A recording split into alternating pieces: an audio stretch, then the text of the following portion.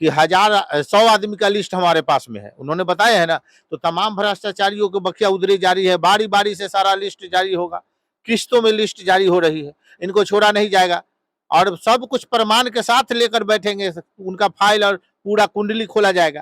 तो जब इन पर आरोप लगता है तो ये कैमरे के सामने में क्यों नहीं आते हैं? बिहार में बहार है, नीति से बरकरार है। नमस्कार, आप देखना शुरू कर चुके हैं बिहार वार्ता नरेंद्र कुमार के साथ। इस वक्त हमारी मौजूदगी सीतामढ़ी के परिहार विधानसभा में है और इस वक्त कैमरे के फ्रेम में हमारे साथ बातचीत करने के लिए है डॉक्टर जितेंद्र जी, जो जनसुराज के संभावित प्रत्याशी है। सबसे पहले सर स्वागत है आपका भी, धन्यवाद, थैंक यू। वर्तमान में सम्राट चौधरी अभी उप मुख्यमंत्री है। आपके नेता प्रशांत किशोर इन पे आरोप लगा रहे हैं कि भाई नाम बदलू है, इसके बारे में आपका क्या कहना है?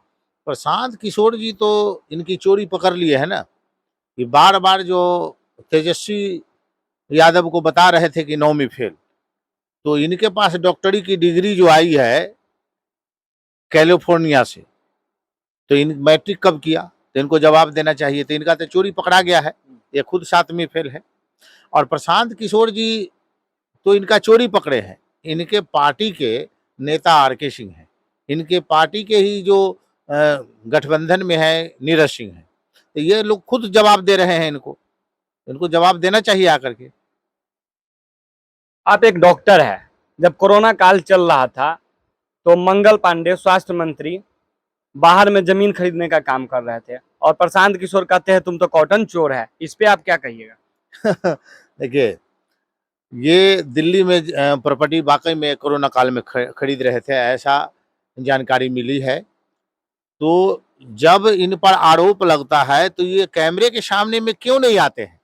जब इन पर आरोप लगा कि आप जमीन खरीद रहे थे, इनको कैमरे पर आके सफाई देना चाहिए, तो सफाई दे नहीं पाते हैं, इसलिए कि ये लोग तो प्रॉपर्टी डीलर है।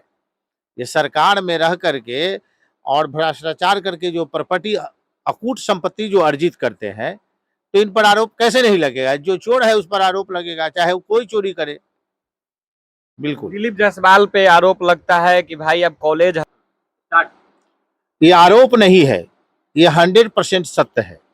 जब 2,12,00,000 रुपया उर्मिला पांडे के अकाउंट में था ही, तो 25 लाख रुपया कर्ज लेने की जरूरत क्या थी? और जब ये कर्ज लिए हैं तो किस स्थिति में कर्ज लिए हैं, इनको एक्सप्लेन करना चाहिए आकर के, समझ गए ना। तो इसमें पूरे परिवार के लोग दोषी है। ये जो भ्रष्टाचार है उसमें तमाम परिवार सम्मिलित है और ये आरोप नहीं है, 100% सत्य है। आपके नेता प्रशांत किशोर दिलीप जायसवाल पर आरोप लगाते हैं MGM कॉलेज हड़पने का, इसमें कितना % सच है? अरे, जो एक आदमी कल तक क्लर्क हुआ करता था वो आज कॉलेज का डायरेक्टर बना हुआ है, तो ये इसमें आरोप क्या है? ये तो सत्य है, 1000% सत्य है। ये कैसे आज के डेट में MGM कॉलेज जो है आपको सिख माइनॉरिटी का कॉलेज है और यहाँ पर ये क्लर्क हुआ करते थे, तो ये किसी सिख समुदाय के ये परिवार से तो आते नहीं है, तो ये फिर इसके उत्तराधिकारी कैसे बन गए और आज कैसे मालिक बने बैठे हैं? तो ये तमाम चीज जो सरकार में भ्रष्ट लोग बैठे हुए हैं और कॉलेज के हड़प के बैठे हुए हैं, ये सामने आकर जवाब क्यों नहीं देते हैं कि कैसे ये कॉलेज का डायरेक्टर बन गए, मालिक बन गए? इनको आके जवाब देना चाहिए।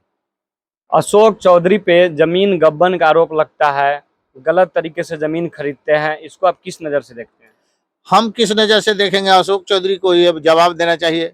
उन पर जो कहा गया है कि 200 करोड़ की बेनामी संपत्ति इन्होंने बनाया है, तो इनको जवाब देना चाहिए। ये तो कागजी मामला है ना, इनके अकाउंट में पैसा आया है और इन्होंने जमीन खरीदा है, इनके नाम से प्रॉपर्टी खरीदी गई है, तो ये इनको एक्सप्लेन करना चाहिए आकर के सामने।